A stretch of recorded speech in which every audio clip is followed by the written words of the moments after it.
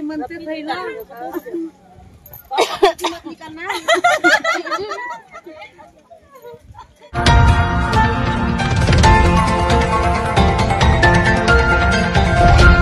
पोराबरा जाऊन शाळेतले सपाया सायकली बिघडतात.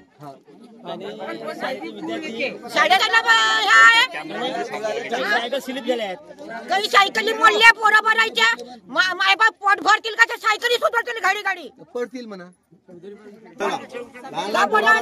संस्कारी चालू नाही शिके जाऊ नाही शिके येत ना पण बोलायले का सांगून राहिल्या. कोणी एका म्हातारा माणूस त्याच्यावानी चालू नाही शिके सायकल हरवला ना.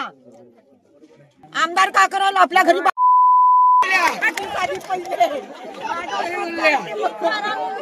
आपल्या गावाकडे रोड सुधारवला. हा आम्ही लाडली बहीण बनवून मुख्यमंत्रीची 3 वेळेस आम्ही विजय भावले चुनून आणला पण आमची हे रोड नाही बनून झाली. आमची लेकरं शाळेत जातात आम्ही बँकात जातून आम्ही कोणत्याही कामाला परत सोडायला जातून पण हा रोड आमच्यासाठी काऊन नाही बनवून राहिली. काऊन जनतानं वोट नाही दिला का? यायला जनतानं सहमत नाही दिला. यायला हाय आपल्या घरून चुनून आले का? पैसे देऊन आम्ही लाडली बहिणा म्हणून पैसे देऊन 1500 रुपयामध्ये पुसलून टाकला आम्हाला. हा ना आता हे रोडानं चालू नाही शकत बाया. 21 रुपये दिला होता आणि हे करून म्हणला न 1500 टिकाऊन राहिला आणि दुनियाभरची महंगाई वाढवून दिला का? जनता रोजीनं घेल इकडे रोजी बी नको धडाची इकडे महंगाई वाढवून दिला खूपच.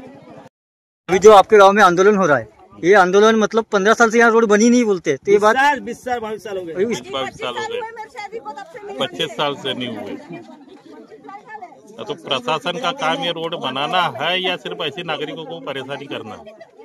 बच्चों का और स्कूल जाने वाले बच्चे यही पड़सवाड़ा से, बोरा से, सोनेगांव से, डब्बे टोला से पड़सवाड़ा स्कूल जाते हैं.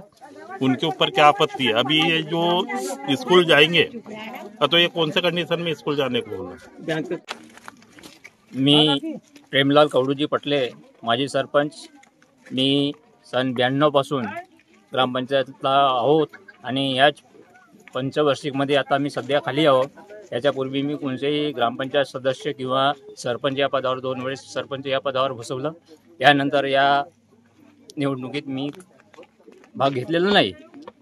आपल्या या बोऱ्याच्या जो बोरा आहे परसवाडा आहे हा मार्ग डब्बेटोला, सोनेगाव, बेर्डीपार आणि काचेवणे हे बँकेत किंवा शाळेमध्ये जाणारे मुलं बाळं.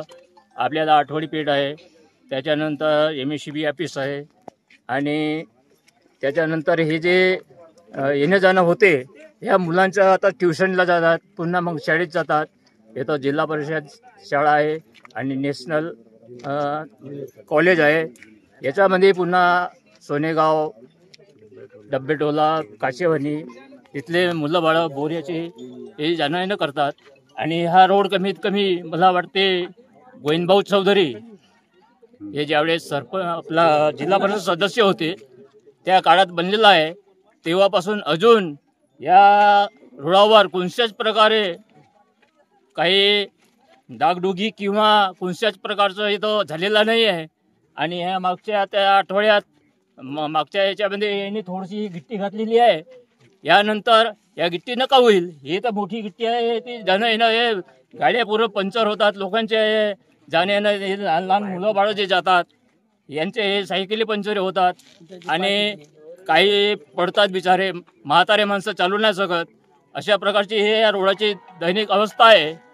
आणि ह्या अवस्थेमध्ये आपण याच्या आधी आपले ग्रामपंचायत नवीन ग्रामपंचायत यांचं लोकार्पण झालं होतं. त्यामध्ये यांचं आपलं जिल्हा परिषद अध्यक्ष वगैरे सभापती सगळे आले होते. त्यावेळेस आम्ही जिल्हा परिषद अध्यक्ष यांना बोलणं केलं. त्यांनी म्हटलं की 10 करोड रुपये मंजूर झालेले आहेत आणि हा रोड चौळीकरण आणि सिमेंटीकरण होणार आहे. हा पावसाळ्याआधी आम्ही लवकरात लवकर बनवून देऊ अशी त्यांनी ग्वाही दिली होती. परंतु आजही पहा तर ही समस्या आहे की आज हा पावसाळा येऊन लोटून सुद्धा अजून या रोडावर कोणत्याच प्रकारचं मटेरियल टाकलेलं नाही आहे. आणि या रोडाचा बांधकाम म्हणजे रोड बनवण्याकरता सुरुवात झालेली नाही आहे. अशी दैनिक अवस्था आहे। याकरता लवकरात लवकर शासनाने, प्रशासनाने आणि पदाधिकाऱ्यांनी यांनी या ठिकाणी मटेरियल वगैरे घालून लक्ष देऊन याच्या आधी आम्ही विचारणा केली होती। योगेंद्र भाऊ भगत याच्यामध्ये आमदार सुद्धा 3दा आता आपले विजय भाऊ रांगडाले हे 3 रेजिम आता लगातार कंटिन्यू येऊन राहिले, तरी पण त्यांनाही आम्ही पाठपुरावा केल्यानंतरही ते मी गड्डे बुजवण्याचं काम करू का असे त्यांनी मला स्वतः मी ड्रामेच्या याच्यामध्ये भाषणामध्ये बोललो होतो। त्यावेळेस यांनी हे उद्गार माझ्याकडे काढलेलं होतं, म्हणून तेव्हापासून मी त्यांच्याकडे ही बाब ठेवली नाही। पण जे प्रशासन आणि पदाधिकारी आहेत यांच्या डोक्यात थोडंसं आपण बोलणं करून जिल्हा परिषद अध्यक्ष वगैरे यांना सांगून ही चर्चा मी केली होती, पण अजूनही हे कामाकरता काही सुरुवात झालेली नाही। महाराष्ट्राचा सोहळा भारताच्या नकाशावर आहे की नाही, कधी कधी विचार असा येते की त्या जोकर चित्रपटाप्रमाणे या जागी एखादी बोरवेल खोदावी आणि सांगावं की इथून पेट्रोल निघत आहे, तेव्हा हे प्रतिनिधी बरोबर येतील की भाऊ हा एरिया आमच्या अंडरमध्ये येते तर हा पेट्रोलचा भाग आम्ही घेऊ, आणि तेव्हाच कुठं या रोडाकडे या सर्व अधिकाऱ्यांचं आणि पदाधिकाऱ्यांचं लक्ष वेधणार। तरी माझी प्रशासनाला कळकळीची विनंती आहे की त्वरित या सर्व गावकऱ्यांच्या समस्येवर तोडगा काढण्यात यावा आणि लवकरात लवकर पावसाळ्याच्या अगोदर येणाऱ्या 8 ते 10 दिवसामध्ये या रोडावर मटेरियल पाडून रोडाचं काम प्रत्यक्षात सुरू करण्यात यावे। अन्यथा तंटामुक्ती अध्यक्ष बोरा यांनी सुरू केलेलं हे साखळी उपोषण हे नंतर अन्नत्याग बेमुदत उपोषणामध्ये केव्हा परावर्तित होईल याची गॅरंटी देता येत नाही, कारण की आता गावकऱ्यांचा रोष खूप जास्त प्रमाणात होत आहे, गावकरी खूप जास्त संतापले आहेत। धन्यवाद। मी संतोष पटले बोरा, ग्रामीण बोऱ्यातून आहो, सामाजिक कार्यकर्ता, आणि त्यामधून मी सांगतो आता हे मला 20 वर्ष झाले आहेत राजनीतीमध्ये यायला, जेव्हापासून होतं तेव्हापासून। तर मी सर्व पक्षातून सर्व याच्यातून कार्य केले आहे, पण कसं आहे की हा जो रोड आहे या 20 वर्षापासून आतापर्यंत बनलाच नाही आहे। काही लोकांनी इथे कार्यकारी केले आहेत, त्याच्या अगोदर सरपंच उपसरपंच जोई आहेत जे आले होते, पण त्यांनी हे केलं नाही। पण ठीक आहे, आतापर्यंत नाही केलं, पण आता हे असे सुद्धा आहे की लोक इथं मुलं, आमचे मुलं लहान छोटे मोठे मुलं ट्युशनला आणि शाळेमध्ये पण जातात, आणि हा आवाजाचा एवढा रस्ता आहे की जेवढा गोंद्या रस्ता नाही ना तेवढा हा आवाजाचा रस्ता आहे, काचेवाडी ते परसोडा। तर या माध्यमातून आम्ही ना आमदार साहेबांना, आपला जिल्हा परिषदला सर्वला कळवलेलं आहे। त्यांनी कसं आहे, लक्ष नाही कसं आहे, जेव्हा इथे आमच्या गावामध्ये कार्यक्रम झाला होता तेव्हा म्हणलो की या रोडला तुम्ही ज्या आमदार खासदार लोकांना, ते लोक का केले, बागलून गेले पण इथून नाही गेले, त्यांना माहित होतं की हा रोड किती कच्चा आहे म्हणून। तर अशा लोकांनी करावे नाही, या रोडाने गेलं असतं तेव्हा माहिती झालं असतं की या रोडाने जाण्यामध्ये किती कठीण आहे, तर आज हे परिस्थिती आली नसती। म्हणून मी सरळ सांगतो की या आमदार साहेब, आमचे